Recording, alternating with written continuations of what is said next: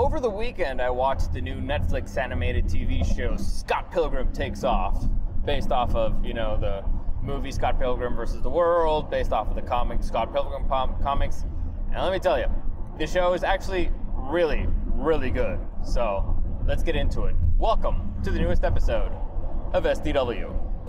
Super Dario World!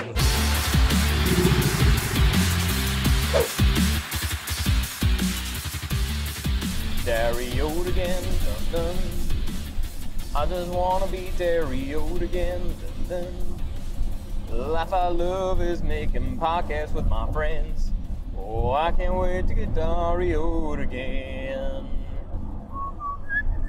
Alright, so as I was saying, Scott Pilgrim Takes Off is actually pretty awesome. But, let me just tell you this right now. I will get into a few spoilers. I'm not going to do the whole thing spoilers, just, a little bit. So I'll let you know once I'm getting into the spoiler arena. But before I get into it, let me just give you a quick reminder. Like this video, share this video, subscribe to the channel. All that stuff really helps me out. So let's get into it. Scott Pilgrim Takes Off is an animated version of Scott Pilgrim versus the World. Except it's not. So if you're watching the first episode, you'll be a little confused. I'll be honest. I wasn't sure if I was going to continue watching the show after the first episode, because I was like, this is basically just the movie in animated form. They change a few things, a few jokes, adapt them to more modern times, let's say. But overall, I was like, I don't see anything particularly different. And I already watched the movie, and I love the movie, so why waste my time here? I mean, it's not that much time. It's 8 episodes, 30 minutes. It's a pretty short watch. But at the end of the first episode, I was like, okay, well, this is different. What the hell's going on? And from that point on, it's bonkers. So the first episode kind of goes through certain pieces of the movie because they are critical for the story moving forward. And then the show just goes balls to the walls crazy. And it's great. It's phenomenal. Usually I pinpoint a few things that a show does very well and then a few things that it does badly or where it could have improved and stuff. Here, I think it was mostly successful. Like there's a lot of things that I loved. So first off, the voice acting's great. I think pretty much everybody comes back. Like Michael Cera's back, Mary Elizabeth Winstead's back, Chris Evans comes back, Anna Kendrick comes back, Kieran Culkin comes back, everybody. Like even the girl who does Knives Chow, whose name I don't remember, Audrey Plaza still comes back. So even secondary characters, even cameos come back. And so that the cast is phenomenal. They do a really great job. The animation style is really cool. I don't know what it is about Western cartoons where they insist of making cartoons look ugly. Like, I don't get it. Like, I get it. Rick and Morty's funny, but I don't get why they make the cartoons look ugly. Like, I'm more into anime because the cartoons look pretty cool. The girls look pretty hot. The dudes look ripped. So I tend to prefer that. Here, it's kind of a nice middle, but that's because Scott Pilgrim was always intended to look kind of like an old school video game. And so that's the style that they kept. And it worked really good. Worked really good, duh. It worked really well. Actually, one of the most impressive things of watching this TV show is you're watching, you're like, man, they did a really good job with the movie. I mean, really good job. I know a lot of people didn't like it. I don't know why, because they're stupid. But I loved it. And so watching the TV show and seeing all the cartoony things going on in the TV show makes you appreciate the live action one more. You're like, holy crap, this was actually pretty difficult to translate, and they did a phenomenal job with it. So, casting's great, the animation's really good, the style's great, the story is super interesting. You're involved. You like pretty much all the characters. There's a few characters who you're like, maybe I don't love this character, but pretty much everybody when they're on screen, they're doing something fun. Or they have phenomenal lines that come out of nowhere you don't expect. The stories are interesting, so I liked all of it. Like there's the music again. Oh, the soundtrack is epic. I had the United States of whatever stuck in my head for a really long time. That's actually probably my favorite intro to the show, because this is my United States of whatever. They did again really good job with all the characters, building them up. So that's the spoiler-free part. Again, Netflix has been doing kind of a good job with animated stuff.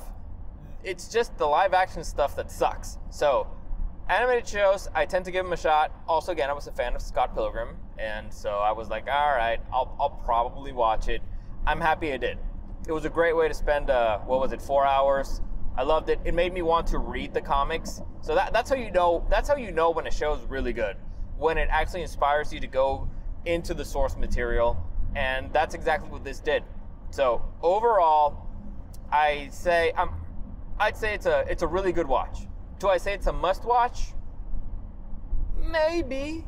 Nah, I mean, it depends. It depends if you're into kind of like a good video gamey movie. If it wasn't for the fact that I know that a lot of people did not like the Scott Pilgrim movie, I'd be like, it's a must-watch. But, if you like the movie, you'll love the show. And maybe if you didn't like the movie, you'll like the show because different mediums translate a little bit better. But overall, it's great. It's really funny. The story is ridiculous, of course, because that's the story of Scott Pilgrim is ridiculous. It was always meant to be ridiculous. But it's fun. It's enjoyable. Very likable characters. You could see them do pretty much anything, and you'd have a good time watching the characters be ridiculous.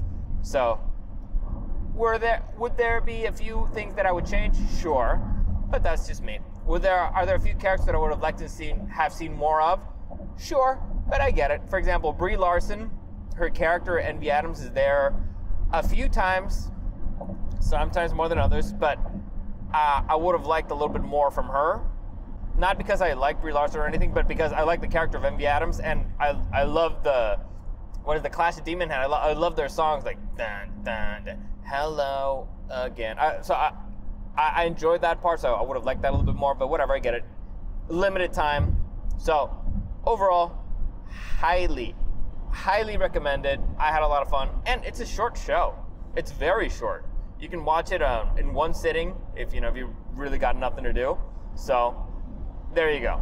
That's the spoiler-free part. Now going to a little bit of spoilers, not too many. Again, not too many, just so that people understand, if you care, what the difference is. So this is somewhat of a reimagining of the story of Scott Pilgrim. If he hadn't won the first fight against Matthew Patel, I believe that's his name. So what would have been the consequences if he would have never actually been the hero of that story per se? And so that leads to a very interesting domino effect of, Matthew Patel deciding like, hey, well, I'm the guy who beat this guy, and so I should be the leader of the League of Evil Exes. And you get to see a lot more Ramona Flowers, which I particularly enjoyed because in the movie, I don't particularly care for Ramona Flowers. To me, as I'm watching the movie, I love the character of Knives Chow because I felt like she was actually, the better girlfriend. She actually tried to be a good girlfriend. Ramona just seemed like too much drama, too much of a headache, and not particularly worth it. Now, I get it. Mary Elizabeth Winstead, super hot, way hotter than Knives Chow, so I get that part. But it's just like, dude, am I really going to have to fight 7 dudes just to date a girl? That seems ridiculous. And it seems one of those things like the girl would be like, yeah, I'd respect more that you don't fight these losers because I already rejected them. So it seemed weird. She annoyed me a little bit, okay? Also, I'm really annoyed because I'm on Scott's side where Scott's stressed. He's angry because, there's people trying to kill him. And she gets upset at him. It's like, this is your fault. It's your fault they're trying to kill him. He was just a guy dating a girl, and then all of a sudden people want to kill him, and it's all your fault. But whatever. Let's just say she annoyed me, and she did not seem particularly worth it. In this show, you get to see a lot more Ramona. She becomes more of a character. Before, she was just a complication. Let's be honest. She's the goal/complication, and so that was kind of annoying. Here, you actually get to see Ramona be a character, and you're like, dude, Ramona's awesome. Ramona's the best. Like, now I understand the relationship. I understand their chemistry. Ramona is actually very cool. She's cold in many ways. She's not, as open or doesn't express herself particularly well, but she's actually pretty cool. And so I'm like, all right, it made this show made me like her more. So now I'm gonna go back to watch Scott Pilgrim. Maybe I'll see Ramona with different eyes. Who knows? But like I said, it's a reimagining. The consequences of not winning that particular fight are actually pretty funny, and they weave the story of the movie in there pretty well. So they kind of marry the two. It's actually pretty clever writing. Again, it's ridiculous, but it's a comedy, and I tend to be very forgiving with comedies. And so the sun's right on the camera, isn't it? Let me just see if, whatever, it doesn't matter. So I tend to be very forgiving with comedies, and so I'm not as harsh, particularly with the logic of their storytelling, but it's actually pretty good. It was very clever the way that they handled a lot of things, and so I was very impressed. I think that this was a home run. So I highly recommend it. It's a good time. You'll enjoy it. If you saw the movies, you're gonna probably love. If you saw the movie and you liked it, you're probably gonna love the show. If you didn't see the movie, you don't need to see the movie. It's better if you do, but you don't need to see the movie. I guess I probably should have said that at the beginning. It's really important. You don't need to see the movie in order to be able to watch this show. It's better if you do. So there you go. I think that would be my conclusion for the part with a little bit of spoilers, which is basically no spoilers, let's be honest. But there you go. That's my thoughts. I think if you love the movie, it's a must watch. If you didn't particularly love the movie, it's still a really fun show. It's a quick watch, and it's actually something good that's on Netflix. So there you go. I'll leave it at that. Again, like this video, share this video, subscribe to this channel. I'm going to do another one probably right now because I have a long commute today. I'll do Blue Beetle. I'll probably load it immediately after this one. So not immediately. I'll probably do this to be released in the morning, the other one in the afternoon. So keep an eye out on that.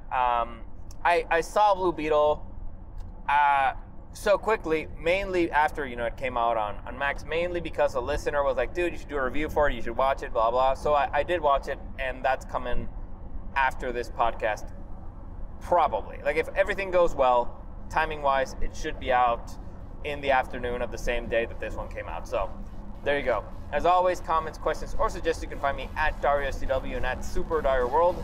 Thank you for listening, and I'll see you again next time.